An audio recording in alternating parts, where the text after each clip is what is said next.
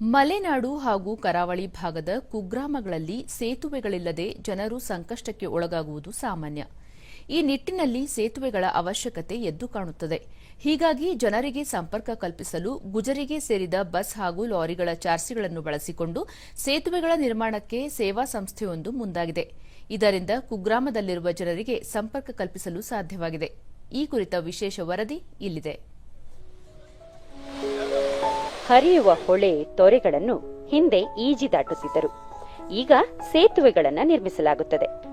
ಆದರೆ ಕಾಲ ಬದಲಾಗಿದ್ದರೂ ಮಲೆನಾಡು ಮತ್ತು ಕರಾವಳಿಯ ಹಲವು ಕುಗ್ರಾಮಗಳಲ್ಲಿ ಅಡಿಕೆ ಮರದಿಂದ ನಿರ್ಮಿಸಿದ ಕಾಲು ಸಂಕವೇ ಸೇತುವೆಯಂತೆ ಕಾರ್ಯನಿರ್ವಹಿಸುತ್ತದೆ. ಕುಂದಾಪುರ ವಿಧಾನಸಭಾ ಕ್ಷೇತ್ರ ವ್ಯಾಪ್ತಿಯಲ್ಲಿಯೂ ಇಂತಹ ಹಲವು ಕಾಲು ಸಂಕಗಳಿವೆ. ನಿತ್ಯ ಜನರು ಈ ಕಾಲು ಸಂಕದ ಮೇಲೆ ಎಚ್ಚರಿಕೆಯ ಹೆಜ್ಜೆ ಇಡುತ್ತಾ ಹೊಳೆ ದಾಟುತ್ತಾರೆ. ಸ್ವಲ್ಪ ಎಚ್ಚರ ತಪ್ಪಿದ್ರೂ ಬೀಳುವ ಅಪಾಯ ಇದ್ದೇ ಇರುತ್ತದೆ. ಮಳೆಗಾಲದಲ್ಲಂತೂ ತುಂಬಿ ಹರಿಯುವ ಹೊಳೆ ತೊರೆ ದಾಟಲು ಜನರು ತೀವ್ರ ಸಂಕಷ್ಟ ಪಡುತ್ತಾರೆ.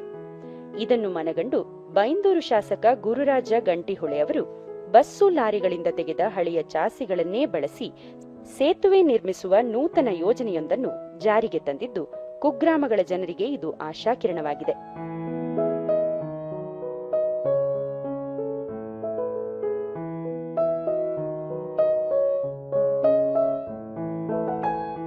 ಹಳೆಯ ನಿರುಪಯುಕ್ತ ಛಾಸಿ ಬಳಸಿ ಈ ಸೇತುವೆ ನಿರ್ಮಿಸುವ ಕಾರಣ ವೆಚ್ಚ ಅತ್ಯಂತ ಕಡಿಮೆಯಾಗುತ್ತಿದೆ. ಪ್ರಸ್ತುತ ಕುಂದಾಪುರ ತಾಲೂಕಿನ ಎಡಮೊಗ್ಗೆಯಲ್ಲಿ ಹಳೆಯ ಛಾಸಿ ಬಳಸಿ ನಿರ್ಮಿಸಲಾಗುತ್ತಿರುವ ಸೇತುವೆ ಬಳಕೆಗೆ ಸಿದ್ಧವಾಗಿದೆ. ಪ್ರಾಯೋಗಿಕವಾಗಿ 3 ಕಡೆಗಳಲ್ಲಿ ನಿರ್ಮಾಣವಾಗಿರುವ ಸುಂದರ ಸುರಕ್ಷಿತ ಸೇತುವೆಗಳು ಜನರ ಮೊಗದಲ್ಲಿ ಹರುಷ ತರಿಸಿವೆ. ತ್ಯಾಜ್ಯದಿಂದ ಸಂಪತ್ತು ಸೃಷ್ಟಿಗೆ ಈ ಸೇತುವೆ ಉತ್ತಮ ಉದಾಹರಣೆಯಾಗಿದೆ. ಎಡಮೊಗೆಯಲ್ಲಿ ಸುಮಾರು 72 ಅಡಿ ಉದ್ದದ ಮೊದಲ ಸೇತುವೆ ಸಂಚಾರಕ್ಕೆ ಸಿದ್ಧವಾಗಿದ್ದು, ಪ್ರಸಕ್ತ ಸುರಿಯುತ್ತಿರುವ ಜೋರು ಮಳೆಯನ್ನು ಯಶಸ್ವಿಯಾಗಿ ತಾಳಿಕೊಂಡಿದೆ. ಮುಂದಿನ ದಿನಗಳಲ್ಲಿ ಇಂತಹ ಇನ್ನೂ ಹಲವು ಕಿರು ಸೇತುವೆಗಳನ್ನು ನಿರ್ಮಿಸಲು ಶಾಸಕ ಗುರುರಾಜ ಗಂಟಿಹೊಳೆ ಯೋಜಿಸಿದ್ದಾರೆ. ಈ ನಮ್ಮ ಬೈಂದೂರು ಕ್ಷೇತ್ರದಲ್ಲಿ ಇಲ್ಲಿ ಗುಡ್ಡಗಾಡು ಮತ್ತು ತುಂಬ ರಿಮೋಟ್ ಏರಿಯಾಗಳಲ್ಲಿ ನಿಮಗೆ 4 ಮನೆ ಇರ್ತದೆ, ಒಂದು ಸಣ್ಣ ತೋಡು ತೊರೆ ಇರ್ತದೆ. ಮಳೆಗಾಲದಲ್ಲಿ ವಿಪರೀತ ರಭಸದಲ್ಲಿ ಹರಿತದೆ. ಅದು ನಿಮಗೆ ಅದರ ಪರಿಣಾಮ ಪ್ರಾಣಾಪಾಯದವರೆಗೂ ಇರ್ತದೆ. ಹಿಂದೆ ಆದದ್ದು ಸಹಿತ ಇದೆ. ವಿಶೇಷವಾಗಿ ಶಾಲೆ ಮಕ್ಕಳು, ಈಗ ಕೃಷಿ ಬದುಕು ಅವರಲ್ಲೇ ಬದುಕ್ತಾರೆ, ಶಾಲೆಗೆ 6-7 ಕಿಲೋಮೀಟರ್ ಬರಬೇಕು. ಅದ್ರ ಮಧ್ಯದಲ್ಲಿ ಇಂಥದ್ದೊಂದು ಕಾಲ್ಸಂಕ. ಅವ್ರು ಏನು ಮಾಡ್ತಾರೆ, ಮರದ್ದು ಅಡಿಕೆದು ಅದೆಲ್ಲ ಹಾಕಿ ಒಂದು ಮಾಡ್ಕೋತಾರೆ. ತುಂಬ ಅಪಾಯಕಾರಿ ಅದು, ಆಯ್ತಾ. ನಿಮಗೆ ಒಮ್ಮೆ ಅದರಲ್ಲೆಲ್ಲ ನೋಡಿ ಬಂದು ಬಿಟ್ರೆ ನಾಳೆ ಹೇಗಪ್ಪ ಇದರಲ್ಲಿ ಬದುಕ್ತಾರೆ, ದಿನ ಹೋಗ್ಬೇಕಲ್ಲ ಅದರಲ್ಲಿ ಅಂತೇಳಿ ಅಂಥದ್ದು ಆಗ್ತಾ ಇರ್ತದೆ. ಈಗ ನಾವು ಹೊರಟದ್ದು ಈ ಲಾರಿ ಚಸ್ಸಿಗಳನ್ನು ಉಪಯೋಗಿಸ್ಕೊಂಡು 2 ಪಿಲ್ಲರ್ ಕಟ್ಟಿ ಲಾರಿ ಚಸ್ಸಿ ಇಟ್ಟು ಪ್ಲೇಟ್ ಹಾಕಿ ಕೈ ಬಳೆ ಹಾಕಿ ನಿಮಗೆ ಒಂದು ಹೋಗುವ ಹಾಗೆ ಒಂದು ಸೇಫ್ಟಿ ಮಾಡಿಕೊಡ್ತಾ ಇರೋದು. ಈ ಪ್ರಯತ್ನಕ್ಕೆ ದಾನಿಗಳು ನೆರವಿನ ಹಸ್ತ ಚಾಚಿದ್ದು, ಸೇತುವೆ ನಿರ್ಮಿಸುವ ಈ ಯೋಜನೆಗೆ ಉತ್ತಮ ಸ್ಪಂದನೆ ವ್ಯಕ್ತವಾಗಿದೆ. ಕಸದಿಂದ ರಸ ಅಂತ ಹೇಳುವಂತ ಚಿಂತನೆ ಇಟ್ಕೊಂಡು ಬಸ್ಸಿನ ಮತ್ತು ಲಾರಿಯ ಹಳೆ ಚಾಸಿನ ಇಟ್ಕೊಂಡು ಈ ಬೋರ್ವೆಲ್ ಡ್ರಿಲ್ಲಿಂಗ್ ರಾಡ್ ಅನ್ನ ಹಾಗೆ ಬೋರ್ವೆಲ್ ಮೋಟರ್ ಇಳಿಸುವಂತ GI ಪೈಪ್ ಅನ್ನು ಹಾಕೊಂಡು ಅದನ್ನ ಕಾಂಕ್ರೀಟ್ ನೆಲದಡಿ ಆ ಬೋರ್ವೆಲ್ ಪೈಪನ್ನು ಹುಗಿದು ಅದಕ್ಕೆ ಕಾಂಕ್ರೀಟ್ ಹಾಕಿ ಮೇಲೆ ಕಾಂಕ್ರೀಟ್ ಪೈಪನ್ನು ವೆಲ್ಡ್ ಮಾಡಿ ಮೇಲೆ ಚಸ್ಸಿವರೆಗೆ ಕಾಂಕ್ರೀಟ್ ಪೈಪನ್ನು ಇಟ್ಟು ಇದು ಡ್ರಿಲ್ಲಿಂಗ್ ಪೈಪನ್ನು ಇಟ್ಟು ಅದು ಸುತ್ತಲೂ ಕಾಂಕ್ರೀಟ್ ಹಾಕಿ ಕಡಿಮೆ ವೆಚ್ಚದಲ್ಲಿ ಇಂತಹ ಸೇತುವೆ ನಿರ್ಮಿಸುವ ಯೋಜನೆ ರೂಪಿಸಲಾಗಿದ್ದು, ಈಗಾಗಲೇ ಸಿದ್ಧವಾಗಿರುವ ಸೇತುವೆಯ ನೆರವಿನಿಂದ ಶಾಲಾ ಮಕ್ಕಳು ಈಗ ನಿರಾತಂಕವಾಗಿ ತೊರೆ ತೋಡುಗಳನ್ನು ದಾಟುತ್ತಿದ್ದಾರೆ. ಈ ಬಗ್ಗೆ ಸ್ಥಳೀಯ ನಿವಾಸಿಗಳು ಹೀಗೆ ಹೇಳುತ್ತಾರೆ. ಕಾಲೇಜಿಗೆಲ್ಲ ಹಾಕೋತೀಗ ಒಂದು 5-6 ಕಿಲೋಮೀಟರ್ ಸುತ್ತಾಕಿ ಹೋಗ್ತಿತ್ತು. ಅಂದ್ರೆ ನಮ್ಮ ಇಲ್ಲಿಂದ ಓಡೋರೊಳಗೆ ಬಸ್ ತಪ್ಪಿ ಹೋಗ್ತಿತ್ತು. ಎಷ್ಟೋ ದಿನ ಕಾಲೇಜಾಗಿ ಆಯಿತು. ಈಗ ಇದರಿಂದ ನಮ್ಗೆ ತುಂಬ ಅನುಕೂಲ ಆಯಿತು. ಮಕ್ಕಳಿಗೆಲ್ಲ ತುಂಬ ತೊಂದರೆ ಆಯಿತು.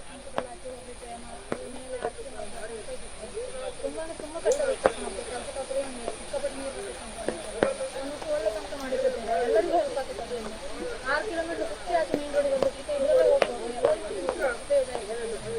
ಕಸದಿಂದ ರಸ ಎನ್ನುವಂತೆ ಹಳೆಯ ಛಾಸಿಗಳು ಮತ್ತು ಕೊಳವೆ ಬಾವಿಯ ಪೈಪ್ಗಳನ್ನು ಬಳಸಿ ಈ ಸೇತುವೆಯನ್ನು ನಿರ್ಮಿಸಲಾಗುತ್ತಿದೆ.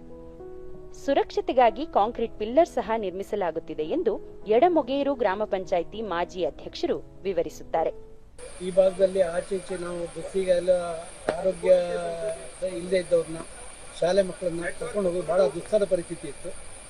ಅದು ಇಂಥ ದೊಡ್ಡದೊಂದು ನದಿಗೆ ಪ್ರಥಮ ಬಾರಿ, ಇಡೀ ರಾಜ್ಯದಲ್ಲೇ ಪ್ರಥಮ ಬಾರಿ ಅಂತ ಹೇಳ್ಬೋದು, ಇಷ್ಟು ದೊಡ್ಡ ನದಿಗೆ ಒಂದು ಸಂಕ ಮಾಡಿಕೊಟ್ಟಿದ್ದಾರೆ. ಸೇತುವೆ ಕಾಮಗಾರಿ ಕೈಗೊಂಡಿರುವ ಗುತ್ತಿಗೆದಾರರು ಈ ಸೇತುವೆಯ ನಿರ್ಮಾಣದ ಕುರಿತು ಹೀಗೆ ಹೇಳುತ್ತಾರೆ. ಕೆಳಗಡೆ ನಾವು 3 ಪಿಲ್ಲರ್ಗಳನ್ನು ಹಾಕಿ ಬೆಂಗಳೂರಿಂದ ಬಂದಿರೋ ಹಳೆ ಲಾರಿ ಸ್ಕ್ರಾಪಿಂಗ್ ಬಂದಿರೋದು ಲಾರಿ ಚಸ್ಸಿಗಳನ್ನು ಹಾಕಿ ಮೇಲ್ಗಡೆ ಒಂದು 6 ಫೀಟ್ ಅಗಲದಲ್ಲಿ ನಾವು ಈ ಫುಟ್ ಬ್ರಿಡ್ಜನ್ನು ಮಾಡಿರುವಂಥದ್ದು. ಕೆಳಗಡೆ ಬೋರ್ವೆಲ್ ಪೈಪ್ಗಳನ್ನು ಹಾಕಿ ಸುಮಾರು ಮಧ್ಯದ ಪಿಲ್ಲರು ಸಿಕ್ಕಾಪಟ್ಟೆ ಘಾಟ್ ಸೆಕ್ಷನ್ನಿಂದ ಸಿಕ್ಕಾಪಟ್ಟೆ ನೀರು ಬರುವ ಕಾರಣ ದೊಡ್ಡ ದೊಡ್ಡ ಮರಗಳು ಬಂದು ಹೊಡಿತಾರೆ. ಆದ ಕಾರಣ ಬೋರ್ವೆಲ್ ಪೈಪನ್ನು ಹಾಕಿ ಸುಮಾರು 10 ಫೀಟ್ ಅಡಿಗೆ, ಅದಕ್ಕಿಂತ 10 ಫೀಟ್ ಆಳಕ್ಕೆ ಹಾಕಿರೋದು. ಅದಕ್ಕಿಂತ ಕೆಳಗೆ ಮತ್ತೆ 20 ಫೀಟಿಗೆ ಮತ್ತೆ ಬೋರ್ವೆಲ್ ಪೈಪ್ಗಳನ್ನ ಡಿಗ್ ಮಾಡಿ ಸುತ್ತ ಥ್ರೂಔಟ್ ಕಾಂಕ್ರೀಟ್ ಹಾಕಿ ನಾವು ಮೇಲ್ಗಡೆ ಮಧ್ಯ ಪಿಲ್ಲರ್ ಅನ್ನು ಮಾಡಿರುವಂಥದ್ದು. ಮಳೆಗಾಲದಲ್ಲಿ ಜೀವವನ್ನು ಕೈಯಲ್ಲಿ ಹಿಡಿದುಕೊಂಡು ಸಂಕ ದಾಟುತ್ತಿದ್ದ ಮಕ್ಕಳು, ಮಹಿಳೆಯರು, ವೃದ್ಧರು ಈ ಹಳೆ ಛಾಸಿಯ ಸೇತುವೆಯ ಮೇಲೆ ನಿರಾತಂಕವಾಗಿ ತೋಡು ದಾಟುತ್ತಿದ್ದಾರೆ. ಅತ್ಯಲ್ಪ ವೆಚ್ಚದ ಇಂತಹ ಹೊಸ ಕಲ್ಪನೆಗಳು ಎಲ್ಲೆಡೆ ಸಾಕಾರವಾಗಲಿ, ಜನರ ಸುಗಮ ಸಂಚಾರಕ್ಕೆ ಅನುವಾಗಲಿ ಅಲ್ಲವೇ?